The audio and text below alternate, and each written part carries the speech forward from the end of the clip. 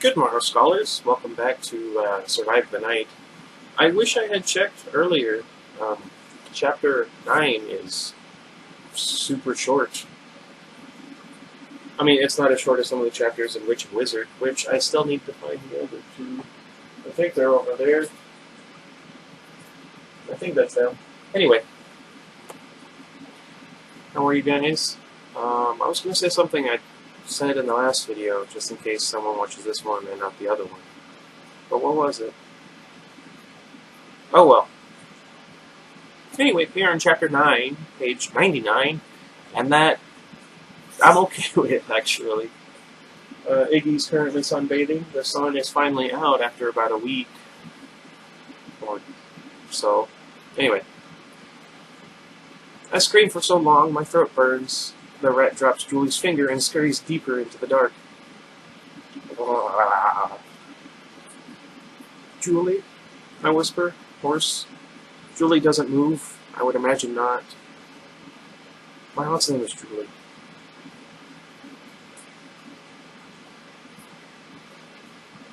Sorry. No, technically not an aunt. She's more like, I don't know, second cousin? I don't know. Sorry, I get really distracted very easily. Where was I? Julie doesn't move. Blood coats her arms and neck and forms a black pool beneath her head. Another rat creeps from the shadows and laps at the pool of blood. It sounds like Maru. I'd like to think he'd be eating me if I died. Maru's very fat. Anyway, where was I? I cringe and look away. Something glistening spills from the hole in Julie's mouth. Excuse me, what? Stomach. I don't know what I was reading. Intestines. Or do you say intestines? I just asked that question in the last book. They slither toward me, twitching. They splatter my face with something hot and sticky. That means it happened recently.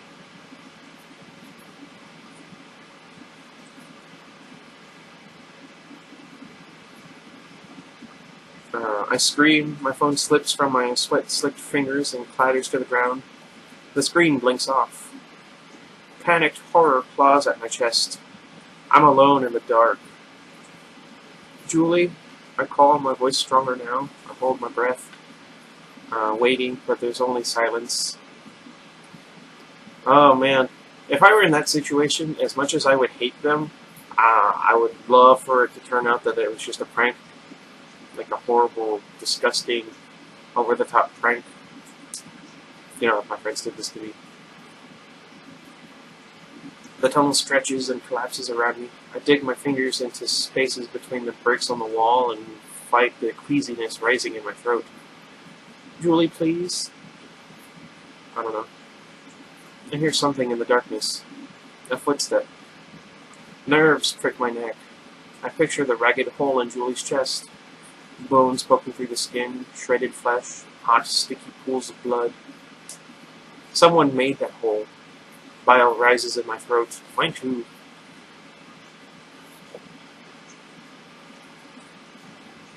Someone cut into my friend's body, and they didn't stop when her eyes went still.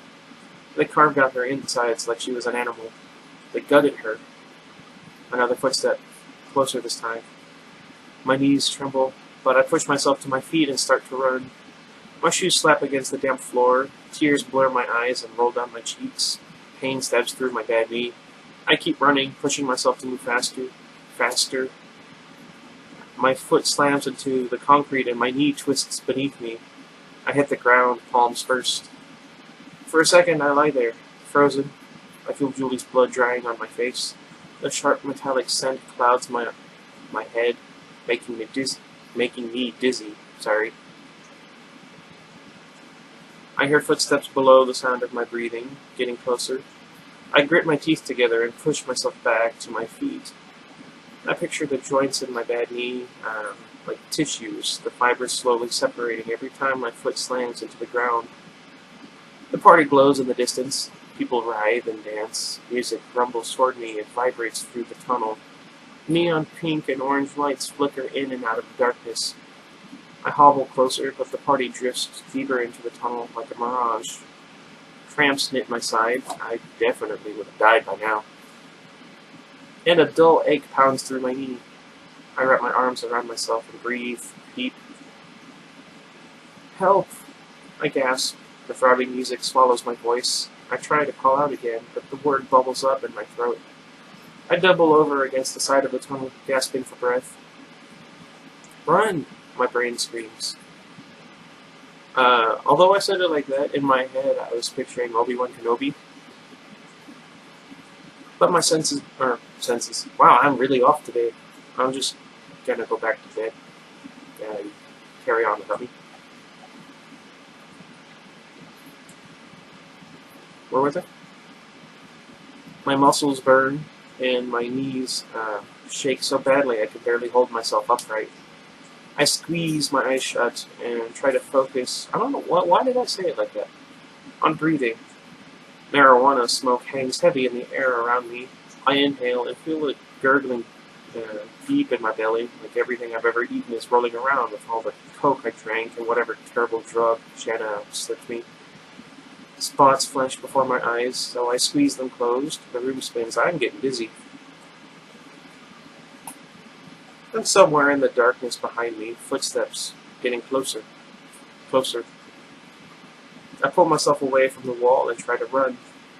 My knee gives out after 2 shaky steps, and my hands and knees slam into the concrete. Pain shudders through my body. I try to stand, but I stumble again, banging my bad knee against the train track. Pain blossoms in my leg, acid gurgles in my belly, and climbs up my throat. I double over, heaving, and vomit up everything in my stomach. That might have helped her earlier.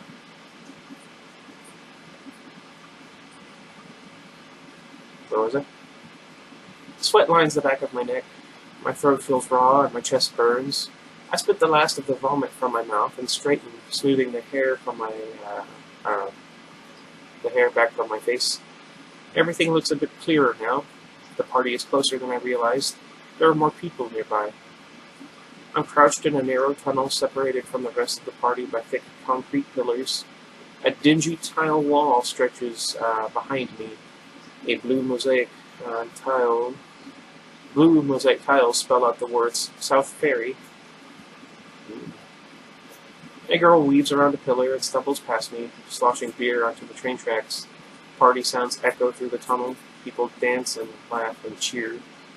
I wipe my mouth with my palm and cringe. My stomach feels like someone hollowed it out with an ice cream scooper. Not the best thing to think to yourself after watching your friend's body after it had been gutted. Kids these days. Where was I?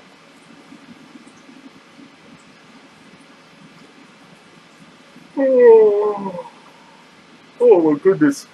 I apologize. I listen for the footsteps, but I only hear the steady bass thudding through the music. I breathe in deep and stare back down the tunnel I just raced out of. Thick red rails disappear into the darkness. Candlelight makes the shadows dance. I crouch down and peel a candle off the floor. My heart thuds against my ribs. I hold the candle in front of me, illuminating the moldy brick walls and dirt-covered concrete. Something cracks, like a twig breaking. That'd be weird. I freeze. Every nerve in my body screams. Julie? I whisper. Silence. Then someone grabs my shoulder. Okay, I'm going to go ahead and read this next page, or this next chapter, because it's only about 8 pages. So, just help me remember that I did that, because I'll be on chapter 11, but this will be... I'll just put 9 and 10 in the title. There we go. Hands clamp down on my shoulders. I thrust my elbow behind me on instinct, making contact with the soft, fleshy area right below my attacker's ribs. Good job. The candle slips from my hands and smacks onto the damp floor, flickering out. Gosh darn it. Behind me, a groan. Casey? I don't remember his voice either. It's been too long. Sam? I whirl around, searching the darkness for Sam's face. Wasn't Sam the name of what's his name? In Schiffer? Anyway. The strobe lights at the end of the tunnel flicker on and off, illuminating the tips of his hair and the hard edges of his jaw. Oh my goodness. That's okay. Sam straightens, still rubbing the spot where I hit him. Who did you think I was? The boogeyman? My throat closes up. I think of the footsteps I heard echoing through the dark, the rat's gleaming eyes, Julie's pale, lifeless body. Julie. My voice cracks. I still feel her blood clinging to my skin. I wipe at my cheeks, but my hands come away clean. What are you doing? Sam grabs my wrist, but I jerk away. I have to get it off, I hiss. Get what off? Sam grabs me and holds me still. I try to pull away, but his fingers tighten around my arms.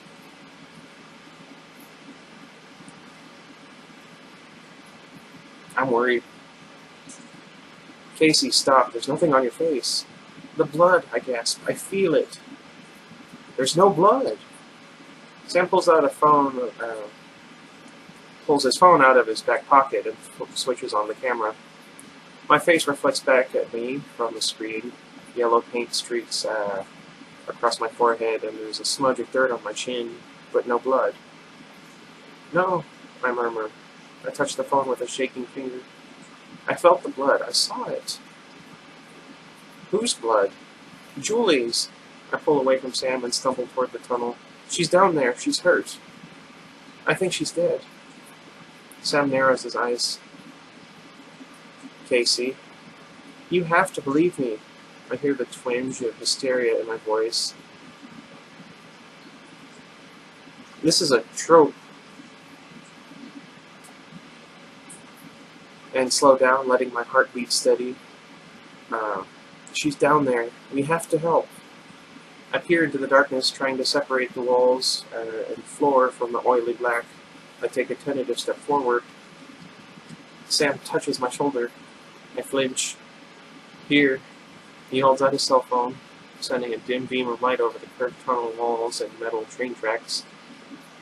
We'll look together, okay? Sam nudges me with his shoulder. I swallow and creep down the tunnel, feeling along the way to find my, feeling along the wall to find my way. There we go. Sam keeps his hand on my arm. Heat radiates off his body, reminding me that I'm not alone. Oh, that's nice. The cell phone light bounces ahead, illuminating empty beer cans and rotten wooden slabs beneath the subway rails. Water stains trace grimy lines down the brick. Someone has spray painted neon yellow X's along the wall. I wonder how those would look. I stare into the darkness just beyond the dim light, listening. I hear my own feet shuffling down the tunnel and the heavier sound of Sam's sneakers beside me. Nothing else. Goosebumps climb up my arms. I love those books. I can't take the feeling that someone's hiding in the shadows. I keep expecting Sam's cell phone light to illuminate a face. I don't know, I say after a few minutes. Maybe this isn't the same tunnel. Julie was right. I kick something and it skitters across the ground. Sam hands me his phone. I crouch down, aiming the beam of light at the floor. My cell phone lies on the ground next to the curved brick wall. A thin crack spreads along the plastic case, cutting across the Sharpie kitten Shannon had drawn on it. I stand up, turning the phone over in my hand. Someone could have moved her, I say. There would have been blood, Sam points out. I aim my phone over the ground. The packed dirt looks damp, but that could be from beer or urine. Ew. It could have seeped into the ground, I say half-heartedly. It could have... Casey, Sam says. Hearing my name dislodges something in my chest. I release a choked sob. It wasn't her, I whisper.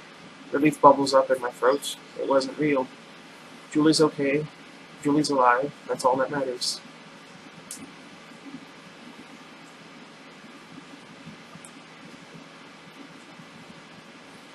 Of course it wasn't her, Sam says, voice oddly flat. You're high, Casey. I frown up at him. No, it's not like that. Frown aligns wrinkle Sam's forehead. So you're saying you didn't take anything tonight?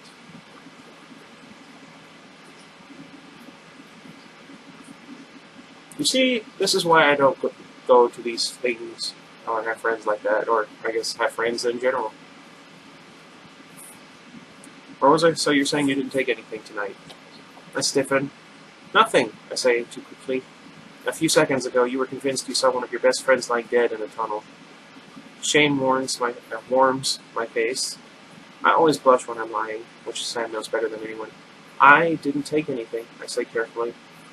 I stare down at my shoes because I'm too embarrassed to look Sam in the face. I swore to myself I'd never lie to him again, and here I am, falling right back into old habits, like nothing's changed. I swallow and force the next words out of my mouth, but I think Shanna slipped something in my drink. I don't know what it was. Sam shakes his head. He utters a curse word that I can't say.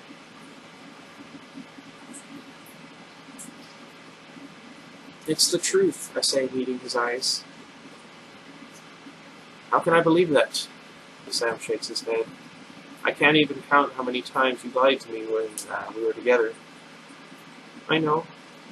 My voice cracks. I don't know how much I lied to Sam either. At the time, it seemed easier than telling the truth. Sam never understood why anyone would be curious about drugs. He had seen them ruin his brother's life, and he was convinced they'd do the same to me. But things are different now. I'm different. I'm not the same person, I explain. Rehab. You're exactly the same person. Sam stares at me, his jaw clenched. You're still hanging out with the same people. You're still doing the same things. It's different now, I swear. Uh-oh. Uh-oh. And what's with the Tylenol? Sam reaches into my purse and grabs the bottle. I'm not blind. I saw Shanna hide it. That's what you're ticked about? It's Tylenol. I take the bottle from him and flip the cap, dumping half the pills onto the ground. They ping against the train tracks and scatter over the dirt. There, gone. Happy now? Sam stares down at the tracks. His shoulders slump. I just want you to take this seriously, he says. You're acting like you don't remember what happened. Of course I remember. I bite my lip, hoping it's not a lie. There's a lot I don't remember, in truth. But I couldn't forget the day Sam broke up with me if I tried. What was it? He came over first thing in the morning, before I was even really awake. I'd gone to this terrible party with Shanna the night before, and my head was throbbing. I asked Sam to wait for me outside, and then I dug an oxycodone, I don't know, out of an aspirin bottle, where I kept them hidden. I didn't want to get high or anything. I just wanted to take the edge off my hangover. Do you know what happened last night? Sam asked when I joined him on our porch swing. I frowned, trying to sort through my fuzzy memories of the night before. I remembered Shanna ditching me at the party, and something about a fight. Whatever happened, it's over now, I said, leaning into Sam for a kiss. He pulled away. Uh-oh. Uh-oh. I can't do this, he said. He couldn't even meet my eyes. I think you need help, Case. Help? I blinked at him, confused. I watched the same thing happen with my brother, he said. I'm worried about you. What are you talking about? That was nothing like James. James was a junkie. He dropped out of school and disappeared. He didn't even talk to his family anymore. I told Sam that he was being paranoid because of his brother, who was seeing addiction everywhere. Then tell me the truth, Sam said. He finally looked up at me, sorrow crinkling the corners of his eyes. Are you on anything right now? I stared at him, trying to decide if I should lie, but when I didn't answer, Sam shook his head and left. I replayed that moment in my head, blinking furiously to keep from crying. I've gone over it a million times, wondering if I could have said or done something differently. I'd do anything to change what happened, I tell him. I want to know what she did the night before. Maybe I don't.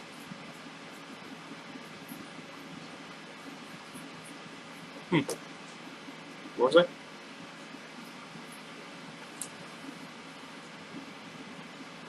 Sam studies me, his eyes narrowed. That's why I can't figure this out. I frown, feeling like I missed something.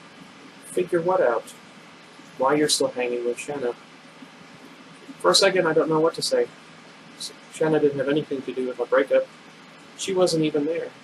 He must be talking about the night before rehab, the one I don't remember. I roll my lower lip between my teeth, trying to think of what to say. Look, I know she makes mistakes sometimes, but Shanna's been a good friend to me. She makes mistakes?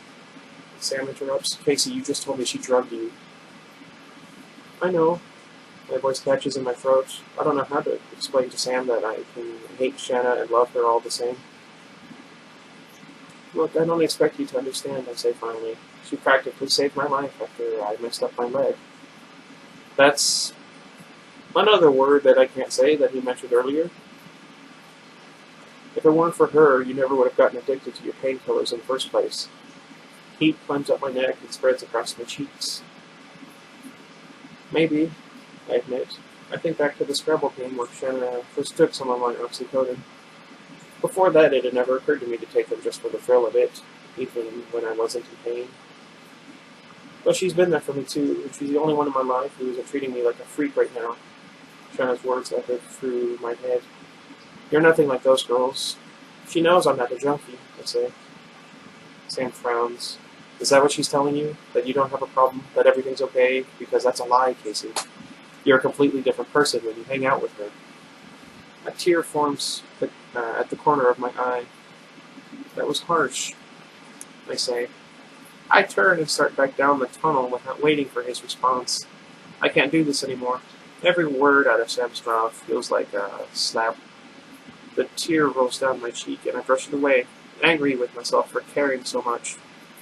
Wait, Sam calls after me. He takes my arm and turns me around so I'm facing him again. I just want to make sure you're okay.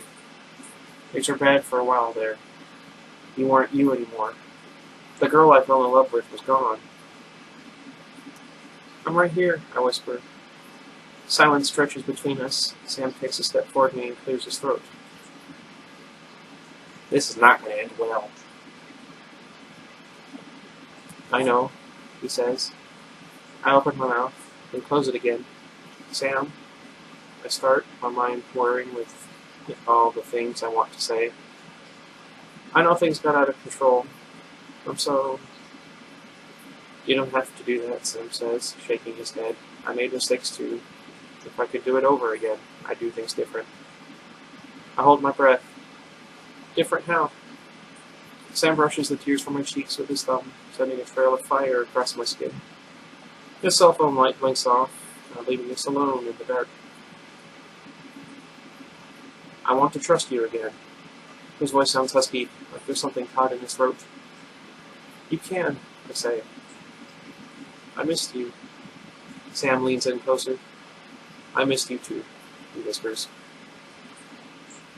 I get the feeling somebody's going to die soon, but I'm not really sure which one of them is going to be.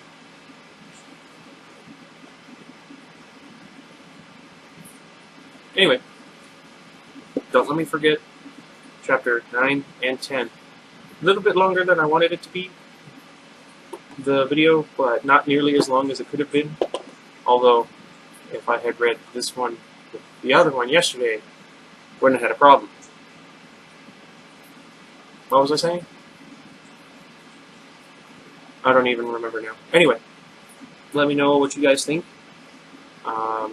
Was it all just a drug-induced hallucination? Because if you remember the synopsis